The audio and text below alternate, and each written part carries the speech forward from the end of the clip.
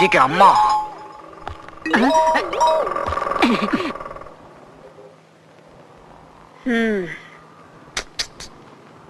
ಇದಕ್ಕೇನು ಕಮ್ಮಿ ಇಲ್ಲ. ಇಲ್ಲಿ ನಿಂತ್ಕೊಂಡು ಹರಟೆ ಹೊಡಿತಿದ್ದೀರಲ್ಲ, ಅದ್ರ ಬದಲು ಎಲ್ಲಾದ್ರೂ ಕೆಲ್ಸಕ್ಕಾದ್ರೂ ಹೋಗ್ಬಾರ್ದಾ? ಹೋದ್ ಕಡೆಯಲ್ಲೆಲ್ಲ ಎಕ್ಸ್ಪೀರಿಯನ್ಸ್ ಕೇಳಿದ್ರೆ ಹೆಂಗೆ? ಕರೆದು ಕೆಲಸ ಕೊಟ್ರೆ ಮಾಡ್ತೀವಪ್ಪ. ಕರೆದು ಕೊಡೋಕೆ ಅದು ಮುತ್ತೈದೆಯರು ಕೊಡೋ ಅರಿಶಿನ ಕುಂಕುಮ ಅಲ್ಲ, ನೀವೇ ಹೋಗ್ಬೇಕು. ಹೋಗಿದ್ದೆ, ಕೆಲಸ ಖಾಲಿ ಇತ್ತು. ಮತ್ಯಾಕೆ ಹೋಗ್ಲಿಲ್ಲ? ತಿಂಗಳಿಗೆ 500 ರೂಪಾಯಿ ಸಂಬಳ, ಮುಂದಿನ ವರ್ಷದಿಂದ 100 ರೂಪಾಯಿ ಜಾಸ್ತಿ ಮಾಡ್ತೀನಿ ಅಂದ್ರು. ಅದಕ್ಕೆ ನಾನು ಮುಂದಿನ ವರ್ಷದಿಂದ ಬರ್ತೀನಿ ಅಂತ ಹೇಳಿ ಬಂದ್ಬಿಟ್ಟೆ. ಆಹಾ, ಎಂಥ ಘನಕಾರ್ಯ ಮಾಡಿದೀಯಪ್ಪ. ಏನು ಸುಟ್ಟು ವಾಸನೆ ಬರ್ತಿದೆ. ಯಾರ್ದೋ ಮನೆಗ್ ಬೆಂಕಿ ಬಿದ್ದೋಗ್ಬಿಟ್ಟಿರ್ಬೇಕು. ದೇವ್ರೇ ಅವ್ರನ್ನ ಕಾಪಾಡಪ್ಪ. ಲೋ ತರ್ಲೆ ಮುಂಡೆದೆ, ನಿನ್ ಜೇಬಲ್ಲೇ ಹೊಗೆ ಬರ್ತಿದೆ. ಯಾರು ನನ್ ಜೋಬಲ್ ಸಿಗರೇಟ್ ಹಾಕ್ತಾರು? ನನ್ಗೆ ಅವಮಾನ ಮಾಡ್ತಾ ಇದ್ದೀರಾ? ನಿಂಗ್ ಗೊತ್ತಾ? ನನಗ್ ಗೊತ್ತು. ಇನ್ಯಾರು? ನಿಮ್ ಸುಪುತ್ರನೇ. ನೀತಾ ಹೇಳಕ್ಕೆ ಆತನ್ ಕರ್ಸಿದ್ರೆ ಆತ ಹೆಂಡತಿನ್ ಬಿಟ್ಟು 6 ತಿಂಗಳಾಗಿತ್ತಂತೆ. ನೀವ್ ಊರಿಗೆಲ್ಲ ಬುದ್ಧಿ ಹೇಳ್ತೀರಾ? ನಿಮ್ ಮಗನ್ ಬುದ್ಧಿ ಹೇಗಿದೆ ನೋಡಿ. ಏನೇ ಹೀಗ್ ಹೇಳ್ತಿದ್ಯಾ? ಮತ್ತೇನೇನು? ಇವನು ಅಮರಾನ ಮರನೋ? ಎಲ್ಲ ಹುಡುಗರು ಒಂದು ಹುಡುಗಿ ಸಿಕ್ಕಿದ್ರೆ ಸಾಕು ಅಂತ ಕಾಯ್ತಾ ಇರ್ತಾರೆ. ಇವನು ವಿಶ್ವಾಮಿತ್ರನ್ ತರ ಉಳಿದು ಬೀಳ್ತಾನೆ. ಏನು ಹೀಗೆ ಮಾತಾಡ್ತೀನಿ ನೀನು? ನೋಡಿ ಅತ್ತೆ. ಯಾಕೋ ಅವಳ ಮೇಲೆ ರೇಗ್ತೀಯಾ? ಅಲ್ಲ ಅತ್ತೆ, ನೀವು ಒಂದ್ ಹೆಣ್ಣು. ಪ್ರೀತಿ ಗಂಡಿಗೆ ಒಂದ್ ಅಂಗ ಆದ್ರೆ ಹೆಣ್ಣಿಗೆ ಅದೇ ಉಸಿರು ಅಂತ ನಿಮಗ್ ಗೊತ್ತಿಲ್ವಾ? ಗೊತ್ತಿದೆ.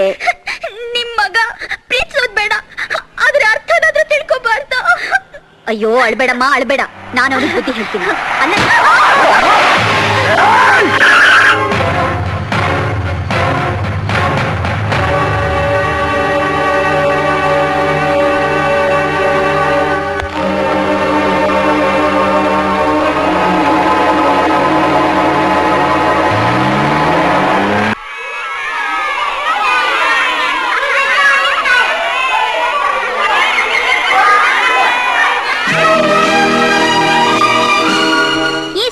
ದಿನಾಚರಣೆ ಒಂದು ಸಂತೋಷ ಸಮಾರಂಭ ಅಲ್ಲ.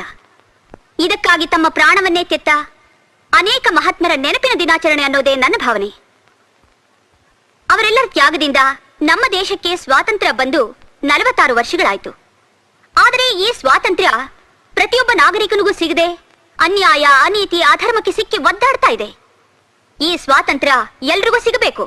ಗಾಂಧೀಜಿ ಕಂಡ ರಾಮರಾಜ್ಯದ ಕನಸು ನನಸಾಗಬೇಕಾದ್ರೆ ಇಲ್ಲಿರೋ ಪ್ರತಿಯೊಬ್ಬ ಮಕ್ಕಳು ಗಾಂಧಿ, ನೆಹರು, ಸುಭಾಷ್ ಚಂದ್ರ ಬೋಸ್ರಂತೆ ಆಗ್ಬೇಕು. ಆಗ್ಲೇ ನಮ್ಮ 46ನೇ ವರ್ಷದ ಈ ಸ್ವಾತಂತ್ರ್ಯದ ಇತಿಹಾಸಕ್ಕೆ ಅರ್ಥ ಬರೋದು. ಜೈ ಹಿಂದ್.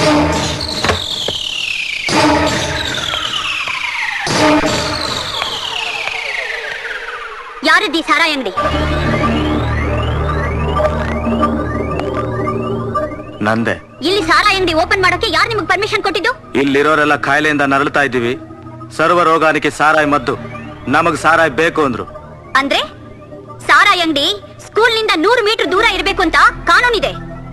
ಕಾನೂನು ಮಾಡೋದು ಸರ್ಕಾರದ ಕೆಲಸ, ಅದನ್ನ ತಿದ್ದೋದು ನಮ್ಮಂತ ಸರ್ದಾರ ಕೆಲಸ. ನೀನ್ ಯಾವ ಸೀಮೆ ಸರ್ದಾರನೋ? ಸರ್ಕಾರನ ಸೃಷ್ಟಿ ಮಾಡಿರೋ ಸಚಿವರಿಗೆ ಸರ್ದಾರ. ಹಾಗಂದ್ ಮಾತ್ರಕ್ಕೆ ನೀನ್ ಏನ್ ಬೇಕಾದ್ರೂ ಮಾಡಬಹುದು ಅನ್ಕೊಂಡ್ಯಾ? ಒಳ್ಳೆ ಮಾತನ್ನ ಹೇಳ್ತಾ ಇದ್ದೀನಿ, ಇಲ್ಲಿಂದ ಜಾಗ ಖಾಲಿ ಮಾಡು. ಇಲ್ಲ ಅಂದ್ರೆ ಏನೇ ಮಾಡ್ತೀಯಾ? ಅಷ್ಟು ಕೇವಲವಾಗಿ ಮಾತಾಡ್ಬೇಡ. ಹೆಣ್ಣು ಮನಸ್ಸು ಮಾಡಿದ್ರೆ ಏನ್ ಬೇಕಾದ್ರೂ ಮಾಡಬಹುದು. ಏನ್ ಮಾಡ್ಬೋದು? ಹಬ್ಬಬ್ಬ ಅಂದ್ರೆ ನಮ್ಮಂತ ಗಂಡಸರಿಗೆ ಚಳಿ ಆದಾಗ ಬಿಸಿ ಮಾಡ್ತೀಯ. ಈ ಮಾರಿ ಮುತ್ತು ಮೇಲೆ ಕೈ ಎತ್ತಿದ್ರೆ ಮಾರಿ ಆಗ್ತಾನೆ, ಕೈ ಜೋಡಿಸಿದ್ರೆ ಮುತ್ತು ಉದುರಿಸ್ತಾನೆ ಅಂತ ಗೊತ್ತಿದ್ದು ಕೈ ಎತ್ತದೆ ಅಲ್ಲ? ನಿಂತ್ಕೊಳ್ಳಿ. ಯಾರಾದ್ರೂ ಅಲ್ಲಾಡಿದ್ರೆ ಸಿಗಿದಾಕ್ಬಿಡ್ತೀನಿ. ಇವಳು ನನ್ ಕೆನ್ನೆಗೆ ಹೊಡೆದಿದ್ದನ್ನ ನೀವೆಲ್ಲ ನೋಡಿದ್ರಿ ಅಲ್ಲ? ಈಗ ಇವಳು ಮೈಯಲ್ಲಿ ಬೆವರಿಳಿಯೋದನ್ನ ನೀವೆಲ್ಲ ನೋಡ್ಬೇಕು. ಏಯ್ ಬಾರೆ.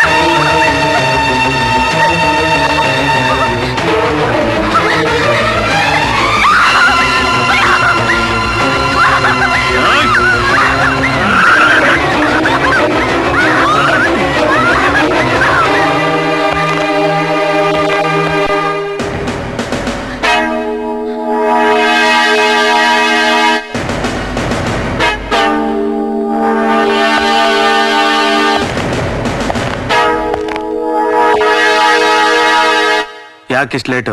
ಯಾವುದೋ ಒಂದು ಕೇಸ್ ಸ್ಟೇಷನ್ ಅಲ್ಲಿ ತಲೆ ತಿಂತಾ ಇತ್ತು. ನಿನಗೋಸ್ಕರನೇ ಕಾಯ್ತಾ ಇದ್ದೆ. ಟೇಪ್ ಕಟ್ ಮಾಡು ಬಾ. ಇನ್ಸ್ಪೆಕ್ಟರ್,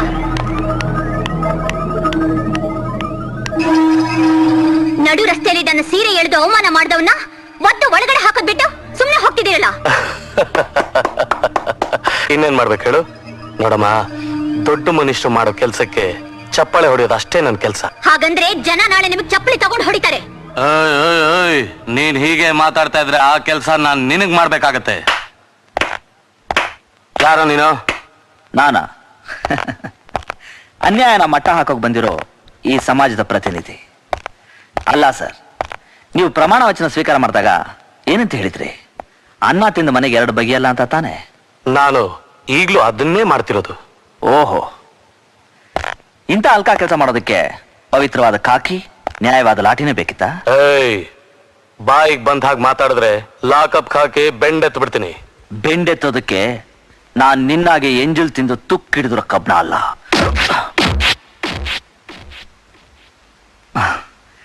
ಸರ್, ದಯವಿಟ್ಟು ಸ್ವಲ್ಪ ಕ್ಯಾಪ್ ತೆಗಿತೀರಾ? ಯಾಕೆ? ಕಾನೂನು ಅನ್ನೋ ದೇವಸ್ಥಾನಕ್ಕೆ ಆ ಕ್ಯಾಪ್ ಕಳಸ ಇದ್ದಾಗೆ, ಅದಕ್ಕೆ ವಿಘ್ನ ಆಗಬಾರ್ದಲ್ಲ, ಅದಕ್ಕೆ.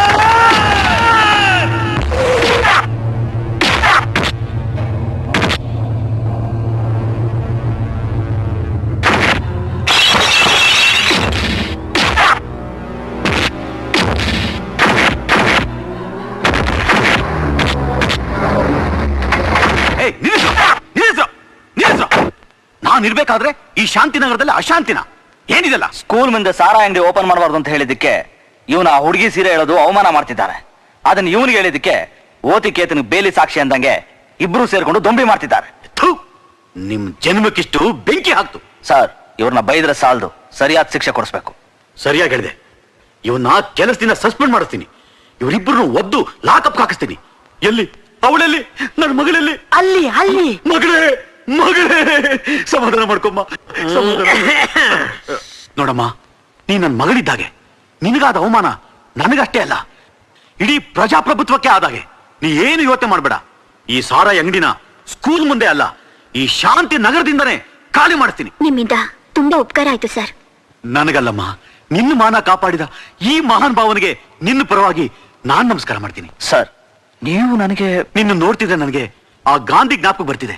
ಆತ ಸ್ವಾತಂತ್ರ್ಯ ತಂದ್ಕೊಟ್ಟ, ನೀನ್ ಅದನ್ನ ಎಲ್ರಿಗೂ ಸಿಗೋ ಹಾಗೆ ಮಾಡ್ತಿದ್ಯಪ್ಪ. ಅಮರ್,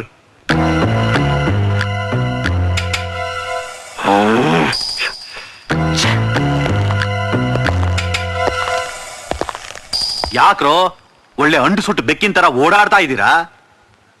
ಇಲ್ಲ, ನೀನ್ ಮಾಡಿದ ಕೆಲ್ಸಕ್ಕೆ ಇನ್ನೇನ್ ಕೇಕೆ ಹಾಕೊಂಡು ನಗಬೇಕಾ? ಏಯ್, ನೀನ್ ಮಂತ್ರಿ ಆಗಕ್ ಮುಂಚೆ ನಮ್ಗೇನ್ ಹೇಳಿದೆ? ನೀನು ವಿಧಾನಸೌಧದ ಒಳಗೆ ಹೋಗಿದ್ದು ಮೆಟ್ಲು ಹತ್ಕೊಂಡಲ್ಲ, ಸಾರಾಯ್ ಸಾಗರದಲ್ಲಿ ನನ್ನನ್ನ ದೋಣಿ ಮಾಡ್ಕೊಂಡು ಹೋದೆ. ಈಗ ನಮಗೆ ಏಣಿ ಆಗು ಅಂದ್ರೆ ಕಣಿ ಹೇಳ್ತಿದ್ಯಾ? ನಾನ್ ಕಣಿ ಹೇಳಿದ್ದು ಜನರನ್ನ ಮುಟ್ಟಾಡ್ರಾಗ್ ಮಾಡಿ ನಮ್ ಮನೆ ಹಾಳ್ತನನ ಮುಂದುವರ್ಸಕ್ಕೆ. ಆದ್ರೆ ನೀನು ನಮ್ಗೆ ಮನೆ ಹಾಳಾಗಿದ್ಯಾ? ಅದನ್ನೇ ಕಣೋ ರಾಜಕೀಯ ಅನ್ನೋದು. ನಿಮ್ಮನ್ನ ಬಚಾವ್ ಮಾಡಕ್ಕೆ ಆ ನಾಟಕ ಆಡ್ದೆ. ಇಲ್ದಿದ್ರೆ ಅಮರ್ ನಿಮ್ಮನ್ನ ಕಂಬಿ ಅನ್ಸ ಕಳಿಸ್ತಿದ್ದ. ಅಲ್ಲಿವರೆಗೂ ನಾವೇನು ಕಡ್ಲೆಪುರಿ ತಿಂತಿರ್ತೀವ? ಹುಗಿರಿ ಮಕ್ಕೆ ಒಳಗೋದ್ಮೇಲೆ ಕೊಳಗಳು ಬದ್ನೆಕಾಯಿ ಸಾರ್ ತಿಂತಿದ್ರೆ ಅಷ್ಟೇ. ಯಾಟೆ, ನೀ ಸುಮ್ನಿರಕ್ಕೆ ಎಷ್ಟು ತಗೋತೀಯ? 25. ಬೆಳಗ್ಗೆ ಶೇವ್ ಮಾಡ್ಬೇಕಾರೆ ಜ್ಞಾಪ್ಸು. ನೋಡ್ರೋ, ಹಕ್ಕಿ ಹಾರೋಕೆ ಹೇಗೆ 2 ರೆಕ್ಕೆ ಬೇಕೋ ಹಾಗೆ ನನಗ್ ನೀವು. ನಿಮಗೆ ಯಾವಾಗ್ಲೂ ನನ್ನ ಶ್ರೀರಕ್ಷೆ ಇದ್ದೇ ಇರುತ್ತೆ.